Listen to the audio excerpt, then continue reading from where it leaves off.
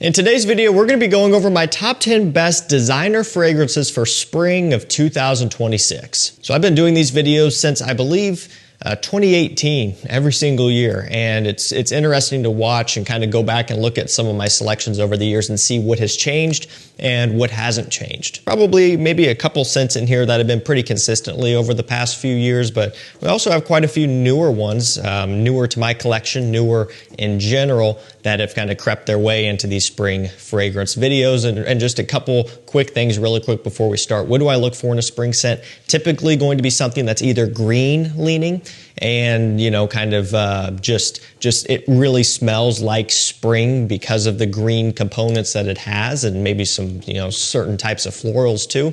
Or just something that kind of has a mixture of a little bit fresh and soapy, but maybe has just a little bit of a heavier depth to it as well. Because for us, when it comes to spring, it's very much a crapshoot. It could be sunny and 75 and nearly wanting to grab a summer scent, or it could be, you know, rainy, gloomy, and 45 degrees out, right? So you really need something that can kind of, you know, manage those different temperatures and environments. So I will drop links to everything down below. Like I mentioned, designers only in this video. We're gonna actually get started off with number 10. It is YSL L'Homme. This is the Le Parfum version. This is essentially Eau de Parfum mixed with original YSL L'Homme, and you get this. So it has some geranium, lavender, sage, all of that stuff that is found in Y EDP, and of course amberwood. And so it kind of has that blue, modernized, you know, freshness about it.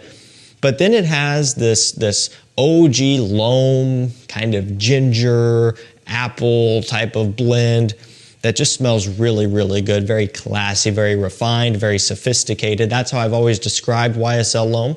I would not describe YSL Y EDP that way. It's more of a younger, playful, more casual leaning scent that, you know, is more of a modern smelling scent for sure. We have a lot of fragrances in that category or that style these days, and to me, L'Homme Le Parfum, it bridges the gap, right? And it kind of makes sense. They're taking two really well-known, best-selling fragrances from the brand of YSL and merging them. You know, they can do that after all. It's all from the same brand. I mean, clone brands do it already anyway, not like they can't do it if otherwise, but you get the point. It makes a lot of sense, really, when you think about it. Even if that blend doesn't sound like it would work well if you haven't tried it, once you do and you see how this one comes together, it really works out. And to me, this one's pretty underrated. You just don't hear a lot about L'Homme Le Parfum, but it's very good. Again, this has a nice mixture. A little bit fresh and soapy, a little bit minty green, kind of like from this geranium smell. But then it also has, you know, just a little bit of a heavier, slightly sweeter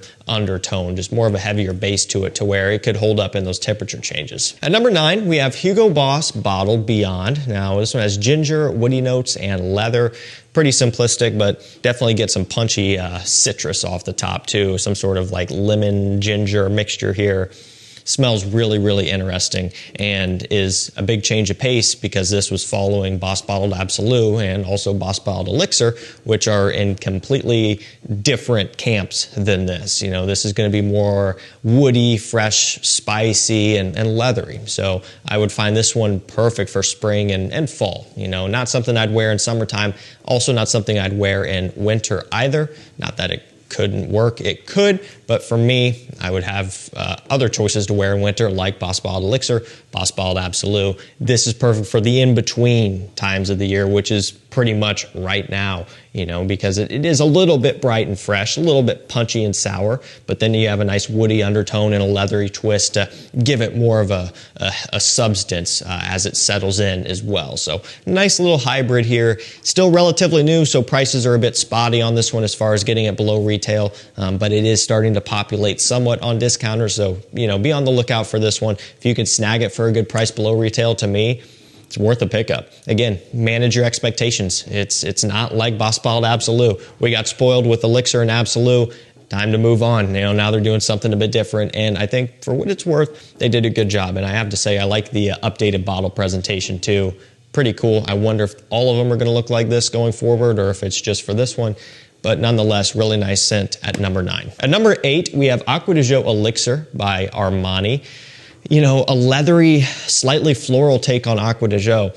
Not what really I think anybody would expect out of an elixir scent, because it kind of trends a bit fresher in some ways than the Parfum. So it's almost like they went backwards with us a little bit. Now, it depends on how you look at it, but the Parfum always has had, and Profumo has always had that smoky incense patchouli type of blend, giving it that nighttime edge. So in my mind, when I see Elixir with a sleek black bottle like this, I'm thinking it's going to be going in the Parfum direction, but further, you know, kind of honing in on that maybe smokier twist or you know, patchouli twist even more, whatever it might be. Not the case. Again, leathery here, still very citrusy and bright with the C notes and stuff like that. Then just a little bit of a floral touch in here as well, like this violet leaf type of freshness too. It does smell great, and at first I was, you know, just kind of taken by surprise. I wasn't what I was expecting. It wasn't what I had envisioned in my mind, but sometimes you just had to get past that, right? And when I did get past that and just took it for what it was, I started to enjoy it a lot more. And I do really like it. The price point's an issue. 50 ml bottle, typically $115, $120. That's a lot of money for something this size. So it's not going to be for everybody, but to me, it is a nice, interesting take on an Acqua di Gio, which, you know, we haven't really had one like this yet, and I think it's great for spring. You could wear it in summer, absolutely. I think you could wear any Acqua di Gio in summer. It just kind of makes sense after all. But I kind of like it for spring. I like that idea better. I think that for summertime, I'm going to be leaning towards other things, and probably not this, but when you have that in-between temperature zone, this one would be great.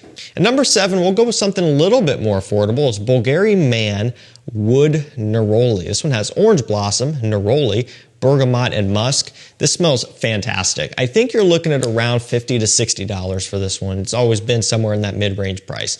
This lineup is great. They have a lot of really unique scents for what it's worth. You know, Man in Black, that one kind of spice bomb twist, so you could argue that maybe that's not the most unique, but they've kind of gone and done some different things here and there a little bit. This one kind of reminds you like a blend of Xerjoff Neo and Xerjoff Kobe, just pulling bits and pieces of those each. So this is not like an original on its own either. It will remind you of other kind of neroli green-based scents for sure, but with their own twist. Kind of, again, a hybrid scenario going on here.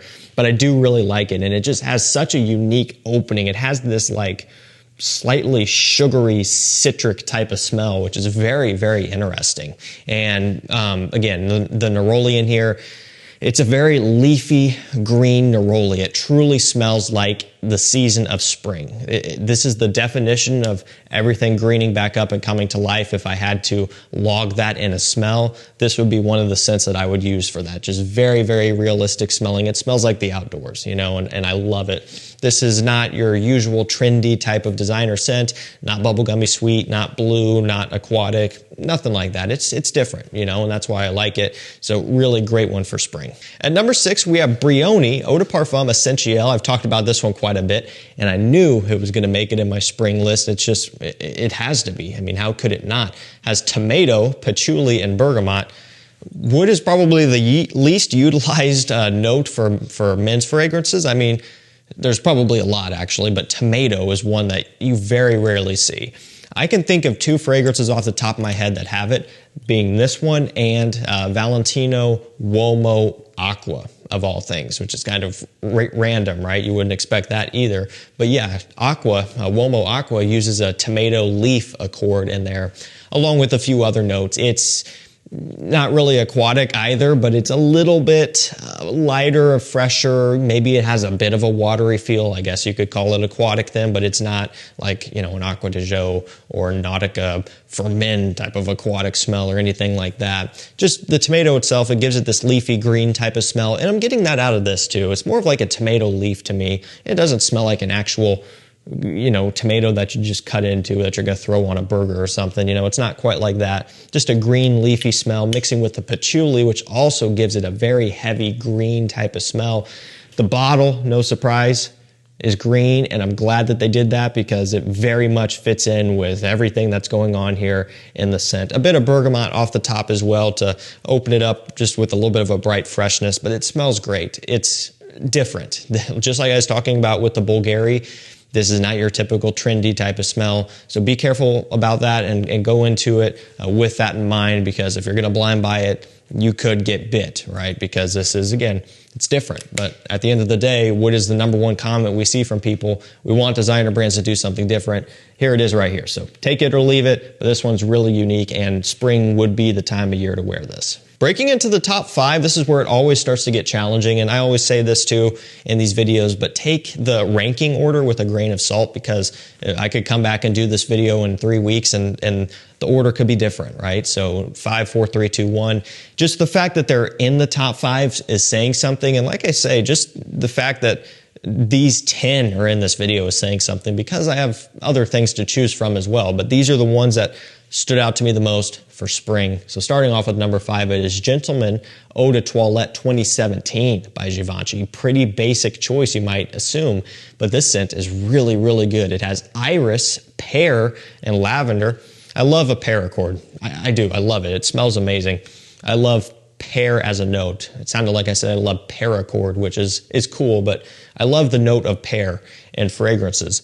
And we don't see that all that often either. You know, we see plum quite a bit, kind of a sweeter, fruity note. Of course, apple and everything else. But pear, we've seen that in Ultra Male, right? Very common. And then this one, and there's a few other things I'm sure that I'm missing, but not all that common of a note, but it smells great. Just a little bit of a sweet fruitiness immediately makes the scent different, and it gives it a completely different character and personality. It still has a little bit of iris in here. In particular, kind of a fresher leaning iris. You know, it's not as powdery and sweet and nearly chocolatey and creamy as like the iris in the Eau de Parfum or Reserve Privé or something like Dior Homme Intense.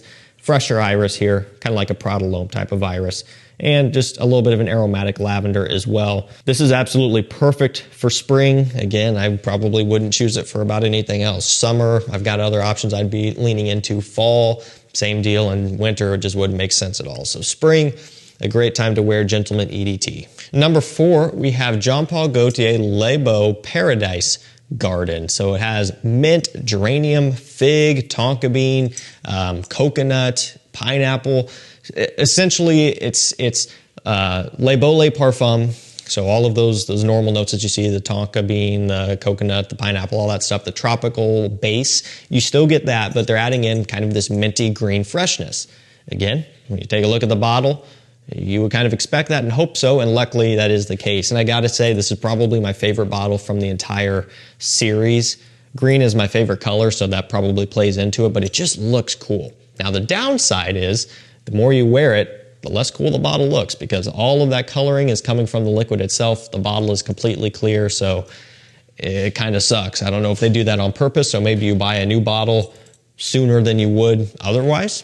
I don't know, but you know, something to keep in mind. And I do like this one, and this makes so much sense, because the Eau de Toilette and the Le Parfum are pretty sweet, you know, especially for a spring summer scent. I mean, they're tropical smelling. You want to wear them in summer, but they are very sweet, and it can be kind of challenging sometimes. This is still sweet as well, so keep that in mind, but it is lighter, it is brighter, and a bit fresher. It's just easier to pull off in those situations. And the fact that they freshened it up with green notes makes it great for spring. I love it. Smells amazing. You could get it for a great price now, and there are clones available as well if you want to go that route, but this DNA is fantastic for this time of year. Okay, top 3. This is where it gets really good, and you might be surprised because our number 1 scent is like 30 bucks, so make sure you stay tuned for that. These next 2 are more expensive for sure. And number 3, we have Y Eau de Parfum Intense by YSL.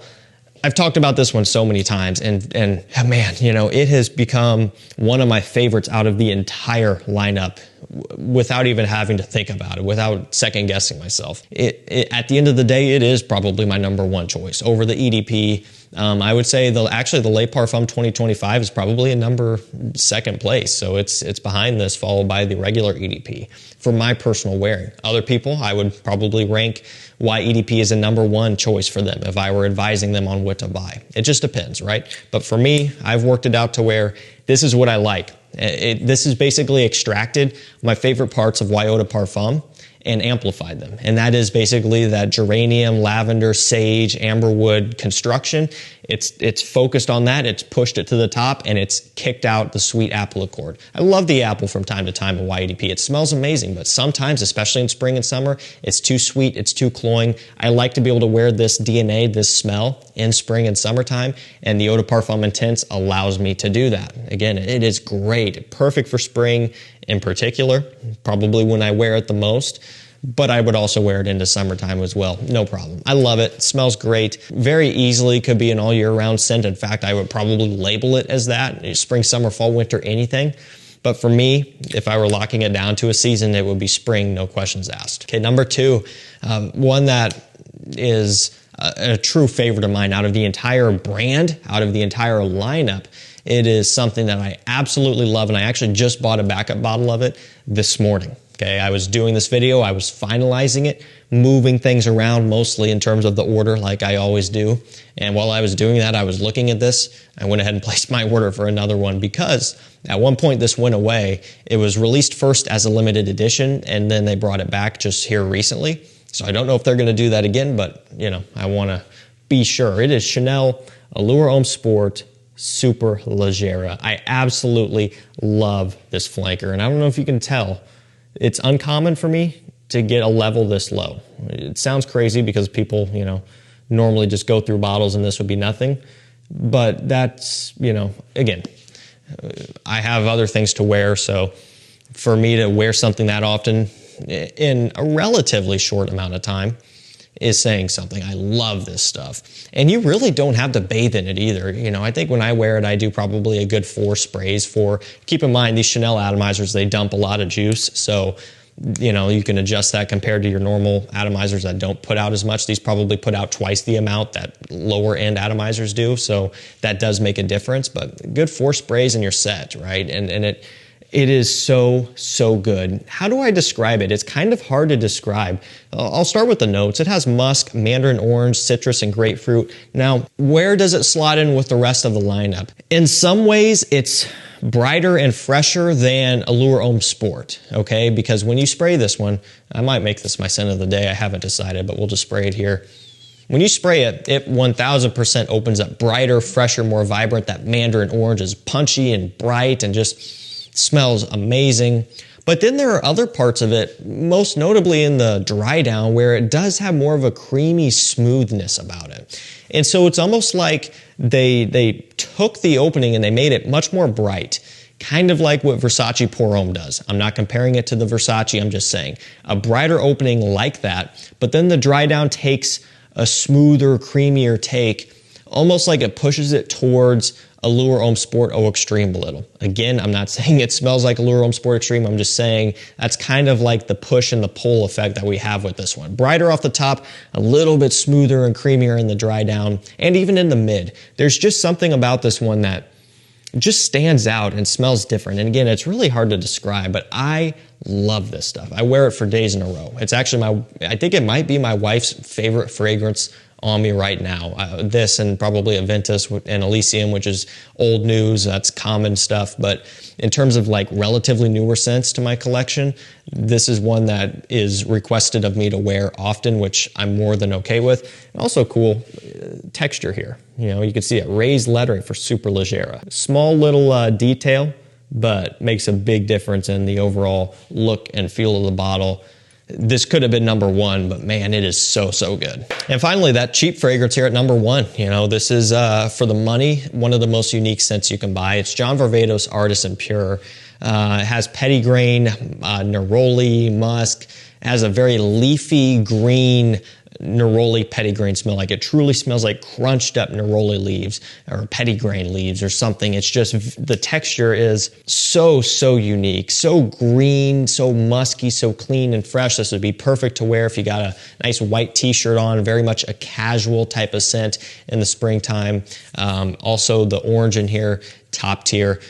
That orange is carrying over all the way from the original John Varvatos Artisan from whenever, early 2000s. You know, you're still getting that same type of mandarin orange smell in here, but they really took this one and just made it more green, more leafy, more spring oriented in particular, and it smells amazing. So crisp, so cooling, so refreshing. It's so affordable too. This is a 125 ml bottle, like 35 bucks. You shouldn't be paying more than $40 for this, okay?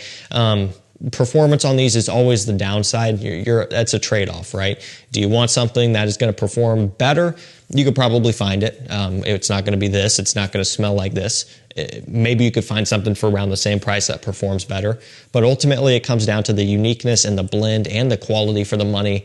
That stuff more than makes up for it. Very rarely are you going to get all three, or all of those attributes. I don't know if I said three, but all of those attributes for a good price. It's just not all that common, especially now because the cheapy price has shifted up because everything has gone up in price. So at my number one, Artisan Pure, very much a spring smelling scent. Alrighty guys, that's gonna do it for me. My top 10 spring designer fragrances for 2026. I'll have them all linked down below. Thank you so much for watching. Stay safe, stay healthy, and we'll see you tomorrow with another one. Take care.